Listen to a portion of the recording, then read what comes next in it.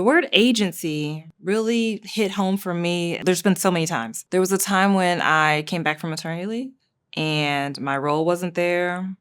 Well, it was there, but I was asked to train the newbie who ultimately was put in position to take my role. When I left, there was very much an environment of like, yes, go be a mom, have your kid, come back, everything will be here as it was. And that, in fact, wasn't the truth. That's the only job after a series of events. It wasn't just capsulated in returning from maternity leave, but that's the only job I quit on the spot. They called a meeting in the morning and I was just like, you know what? It's not you, it's me.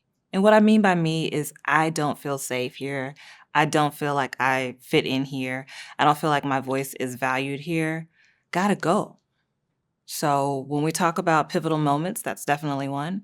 Another one of owning my agency is doubling down and keeping an employee on staff who many didn't really jive with. I'm a big proponent of meeting people where they are and hitting that sweet spot of understanding how you learn, how you need to be communicated to, and how we can collaborate. I'm really good at pulling that out of people and creating environments where they can thrive. So I was really empowered. Of course, this was at a more leadership level. We don't always have the agency or the autonomy to make calls about who we hire, who we fire, and who stays on and who doesn't. But at this juncture in my career, I had that power.